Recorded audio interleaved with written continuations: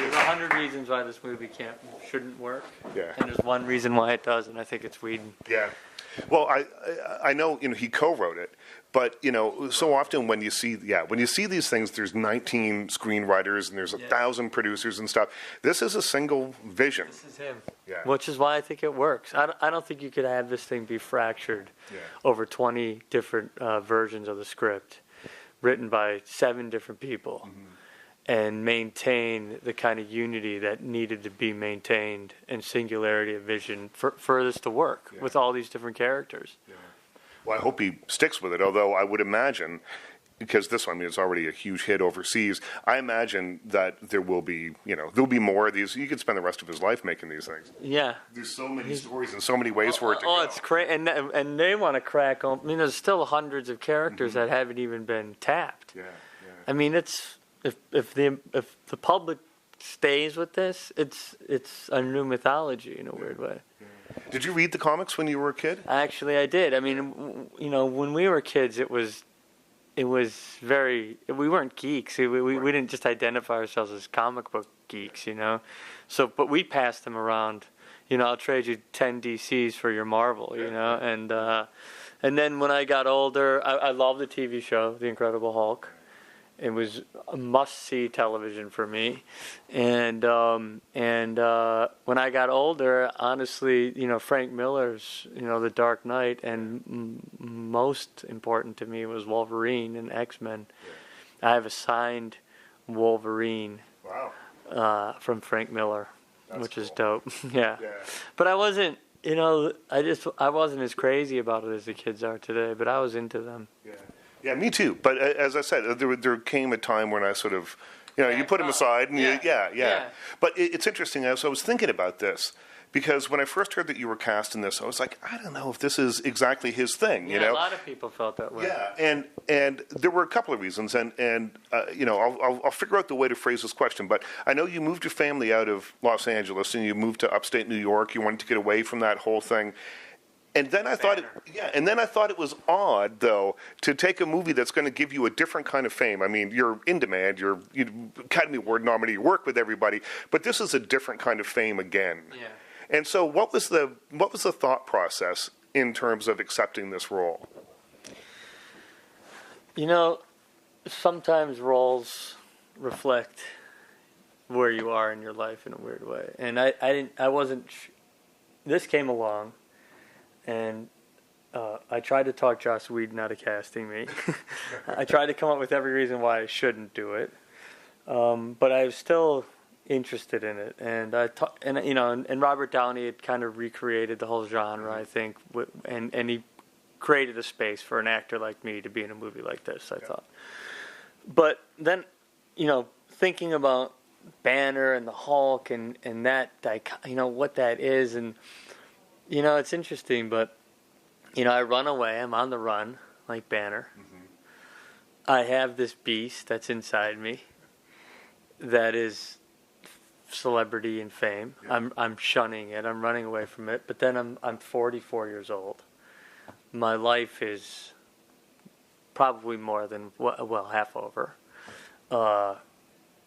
And you just get to a point. I have a sense of humor about it now. I accept what it is. Yeah. I know my shortcomings. I know what my strengths are. I'm coming to peace with those things. And there's this thing that I've been on the run from that has a tremendous amount of power. And if it's used right, could actually have a positive effect in the world. Right. And do you mean get the kind of movies that you want to make made because your name will, I know you're very political as well, and reach an audience. And I do see. I was taught that this art form was a teaching tool, and there was a parallel to this tremendous amount of power that could be very destructive, but at the same time, if you can have some mastery over it, it could be also used for the greater good. Right. And so the key is to figure it out and not get sucked into the red carpets and the paparazzi and the champagne and I don't know, whatever else comes along with it, right? Well, get sucked into it for a moment, but then walk away. Don't be attached to anything. Right. And as I was working on the part, I was like trying to find, the actor's way into it. Like, as an artist, what is it I'm looking for from this part? And that started to become clear. Was this idea of this enormous amount of power that can be both destructive and creative. Right. Well, it's interesting because I thought that, to back up a little bit, I thought that before I saw the movie. Then I see the movie, and it makes more sense to me now. And because I see what you can bring to it, and no slight against Eric Bana and Ed Norman, I don't want to bring them into it so much, but you bring something different to it. You bring the key, I think, that's been missing to the Hulk character the whole time along. I thought the first movie with Eric Bana was too kind of angsty.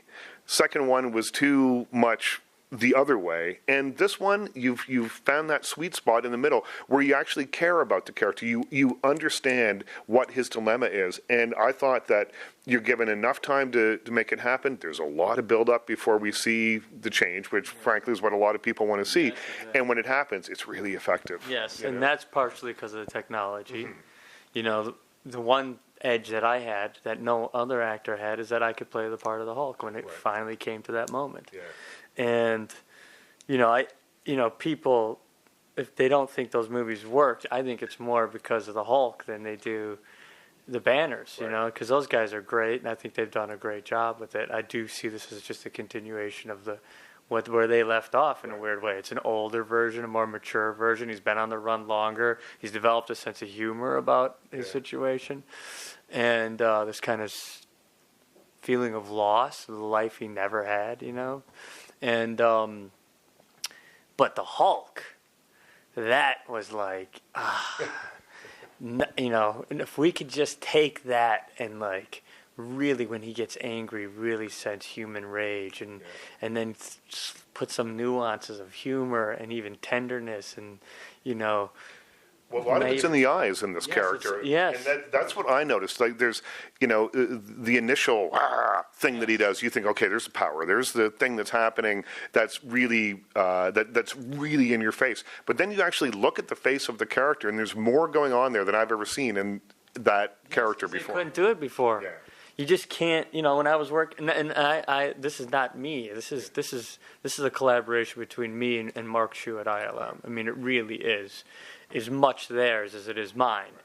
But what they tell you, what the animators told you as we were going through this process of motion capture is what you bring as an actor, we couldn't even imagine. And they're the strangest things, like little ticks, things you do with your face that we would never have imagined that make it so much more real and believable. Right. And that was what, and I think that's really what makes it work, is that collaboration. It's so exciting. I realized, this is outrageous. We could do whatever we want. Yeah. There's nothing holding us back now. At first I was terrified of the technology, but now I'm like, oh my God, this coupled, you could have these incredible collaborations with all these different artists. Mm-hmm. Well, and I don't give a shit, I'm not in it for my own image. I'm into disappearing and doing the work, and you could really disappear. Yeah. And then to see it manifested in the Hulk, and I was like, yes, this is fucking working. It's so good. It works. All of a sudden I was like, oh my God, we could do so much. Then I'm going to do more now. Let's do Planet Hulk. Let's just do a whole Hulk movie where it's just Hulk the whole time, and you won't fucking let Banner have his body back. And they're in there's this huge existential fight going on between, it's not Banner, it's not the Hulk versus the world, it's Hulk versus Banner, and Banner versus the Hulk inside of himself. It's kind of like Samuel Beckett and the Hulk sort of together. It is. It can be so cool. Anyway. That's the stage show. You go workshop that on stage. Great stage show. It'd be a great stage show.